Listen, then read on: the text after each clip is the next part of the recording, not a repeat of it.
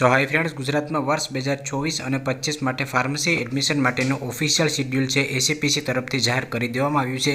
તો આ વિડીયોમાં આપણે શિડ્યુલને લગતી અમુક તારીખ છે એના પર ચર્ચા કરવાના છીએ અને જ્યારે પણ એની એડમિશન પ્રોસેસ ચાલુ થશે ત્યારે રજિસ્ટ્રેશનથી લઈ અને જ્યાં સુધી તમને લોકોને કોલેજ અને સ્કોલરશિપ ના મળે ત્યાં સુધી સંપૂર્ણ લાઈવ પ્રોસેસના વિડીયો ચેનલમાં આવતા રહેશે। તો જો તમે ચેનલમાં નવા હોય તો એડમિશન રિલેટેડ અથવા સ્કોલરશિપ રિલેટેડ તમામ અપડેટ માટે ચેનલને સબસ્ક્રાઈબ કરી રાખજો। તો આ જે ઓફિશિયલ શિડ્યુલ છે એસીપીસી તરફથી ડિક્લેર કરવામાં આવ્યું છે। અહીંયા કી ડેટ છે એ આપવામાં આવી છે જે 14 માર્ચ 2024ના દિવસે એ ડિક્લેર સાથે કરવામાં આવ્યું હતું। ઉપર પણ તમે જોઈ શકો છો ડિગ્રી ડિપ્લોમા ફાર્મસી વર્ષ 2024-25 માટે। તો જે એડવર્ટાઇઝમેન્ટ છે એડમિશન માટેની એ ન્યૂઝપેપરમાં 9 એપ્રિલ 2024ના દિવસે રિલીઝ કરવામાં આવશે।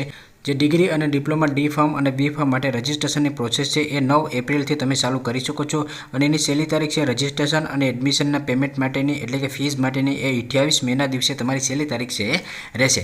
ત્યાર પછી જે તમારું ફાઇનલ લિસ્ટ છે જે કોલેજ માટેનું અથવા તો એનું જે સીટ મેટ્રિક છે એટલે કે કઈ કોલેજમાં કેટલી સીટ અવેલેબલ છે એ 28 મેના દિવસે રિલીઝ કરવામાં આવશે। જે પ્રોવિઝનલ મેરિટ લિસ્ટ હશે ગુસ્કેટના વિદ્યાર્થીઓની કે જે વિદ્યાર્થીઓએ ગુસ્કેટની એક્ઝામ આપી છે અને ગુસ્કેટ ઉપર એડમિશન લેવાનું હોય ડિગ્રી ફાર્મસી અને ડિપ્લોમા ફાર્મસી માટે એનું જે પ્રોવિઝનલ મેરિટ લિસ્ટ છે એ 6 જૂનના દિવસે ડિક્લેર કરવામાં આવશે। ત્યાર પછી જે પણ તમારે મોક રાઉન્ડ માટેની કોલેજ પસંદગી કરવાની છે એના માટે 6 જૂનથી લઈ અને 10 જૂન સુધીનો તમને સમય છે તે આપવામાં આવશે। જે મોક રાઉન્ડ હશે એ તમારો પ્રેક્ટિસ રાઉન્ડ હોય છે, એના ઉપરથી તમને એ ખ્યાલ આવે છે કે તમને કઈ કોલેજમાં મળવાપાત્ર છે। તો જે તમારું મોક રાઉન્ડનું રિઝલ્ટ છે એ 12 જૂનના દિવસે ડિક્લેર કરવામાં આવશે અને જે ફાઇનલ મેરિટ લિસ્ટ છે ગુસ્કેટના વિદ્યાર્થીઓ માટેનું એ 12 જૂનના દિવસે ડિક્લેર કરવામાં આવશે। જે પ્રથમ રાઉન્ડ છે એના માટેની તમારે કોલેજ પસંદગી છે જેમ કે તમારું મોક રાઉન્ડનું રિઝલ્ટ આવશે ત્યાર પછી તમને અંદાજો આવશે કે તમારા માર્ક્સ અનુસાર તમારા મેરિટ અનુસાર તમને કઈ કોલેજમાં મળવાપાત્ર છે। ત્યાર પછી પ્રથમ રાઉન્ડ માટે તમારે કોલેજ પસંદગી માટે તમારે ફેરફાર સાથે કરવાનો હોય છે। તો એની જે પ્રોસેસ છે એ 12 જૂનથી લઈ અને 17 જૂન સુધી ચાલશે। એમાં તમારે કોલેજ પસંદગી પ્રથમ રાઉન્ડ માટેની કરવાની છે। આ તમારો ઓરિજિનલ રાઉન્ડ હોય છે અને જે તમારો પ્રથમ રાઉન્ડ છે એનું જે અલોટમેન્ટ છે એનું લિસ્ટ છે એ 20 જૂનના દિવસે ડિક્લેર કરવામાં આવશે। ત્યાર પછી જે તમારો ઓનલાઈન પેમેન્ટ છે ટ્યુશન ફીસ માટે અને એડમિશન લેટર જનરેટ કરવાનું છે એના માટે તમને 20 જૂનથી લઈ અને 25 જૂન સુધીનો સમય છે તે આપવામાં આવશે। અને તમારી જે એકેડેમિક ટર્મ છે કે જે તમારી કોલેજ ચાલુ થવાની છે એ તમારી 25 જૂનથી કોલેજ ચાલુ થઈ જશે। તો અત્યારે જે ટાઈમ ટેબલ આપવામાં આવ્યું છે એ સંભવિત છે, આમાં કદાચ ફેરફાર છે થઈ શકે। જે કોલેજ ચાલુ થવાની તારીખ આપી દેવામાં આવી છે પરંતુ રાઉન્ડ વાઇઝ જેટલા પણ વિદ્યાર્થીઓને એડમિશન મળતું હોય એમ કોલેજ છે તમારી ચાલુ થતી હોય છે અને એ મુજબ તમારે અભ્યાસ છે તે કરવા જવાનો હોય છે। જે વિદ્યાર્થીઓને પ્રથમ રાઉન્ડમાં એડમિશન મળ્યું હોય અને એ કેન્સલ કરવું હોય તો એને 20 જૂનથી લઈ અને 26 જૂન સુધીનો સમય છે તે આપવામાં આવશે। ત્યાર પછી જે પણ પ્રથમ રાઉન્ડમાં કોલેજ પસંદગી થઈ જાય અને વિદ્યાર્થીઓનું અલોટમેન્ટ આવી જાય ત્યાર પછી જેટલા પણ વિદ્યાર્થીઓ એડમિશન લીધા પછી જે વેકેન્સી ખાલી રહી ગઈ હોય તો એ 27 જૂનના દિવસે ડિક્લેર કરવામાં આવશે।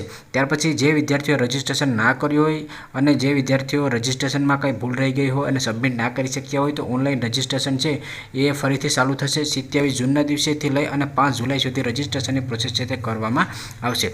અને જે પણ રિવાઇઝ મેરિટ લિસ્ટ હશે જે નીટના વિદ્યાર્થીઓનું અને ગુસ્કેટના વિદ્યાર્થીઓનું કે જે લોકો નીટમાં મેડિકલનું કાઉન્સિલિંગ છે એમાં એને એડમિશન ના મળ્યું હોય અને વિદ્યાર્થી એવું વિચારે કે હું ફાર્મસીમાં એડમિશન લઈ લઉં તો નીટ અને ગુસ્કેટ બંને માટેનું જે મેરિટ લિસ્ટ છે જે નવું રજિસ્ટ્રેશન સાથે એની સાથે 18 જુલાઈના દિવસે ડિક્લેર સાથે કરવામાં આવશે। ત્યાર પછી પાર્ટિસિપેટ સેકન્ડ રાઉન્ડ માટે જે વિદ્યાર્થીઓ પ્રથમ રાઉન્ડમાં ભાગ લીધો હોય એની માટે, ત્યાર પછી કોલેજમાં પસંદગીમાં ફેરફાર કરવો હોય અને રાઉન્ડ 2માં જે વિદ્યાર્થીઓને ભાગ લેવાનો હોય એ 19 જુલાઈથી લઈ અને 23 જુલાઈ સુધી પાર્ટિસિપેટ સાથે કરી શકશે એટલે કે એટલો સમય છે તો તમને આપવામાં આવશે। ત્યાર પછી સેકન્ડ રાઉન્ડ માટેનો અલોટમેન્ટ લિસ્ટ છે એ 25 જુલાઈના દિવસે ડિક્લેર કરવામાં આવશે। ત્યાર પછીની જે પ્રોસેસ છે એ સ્ટેપ બાય સ્ટેપ હું તમને લોકોને સમજાવતો છે। અત્યારે કદાચ તમને લોકોને ટાઈમ ટેબલમાં એ ખબર ના પડે, સ્ટેપ બાય સ્ટેપ તમામ વિડીયો છે તે આવતા હોય છે જેમ કે એડમિશન થયા પછી તમારે કોલેજમાં જતા હોય ત્યારે તમારે શું કરવું જોઈએ અને કોલેજમાં જાવ ત્યારે તમારે ક્યારે સ્કોલરશિપનું ફોર્મ ભરવાનું હોય છે, કઈ કેટેગરીના વિદ્યાર્થીઓને કઈ સ્કોલરશિપનું ફોર્મ ભરવું જોઈએ તો એના પર મેં ઓલરેડી 2023ના ફાર્મસી માટેના વિડીયો બનાવેલા છે અને આ વર્ષે પણ હું વિડીયો બનાવી દઈશ એટલે એ તમારે કોઈ પ્રકારનું ટેન્શન લેવાની જરૂરત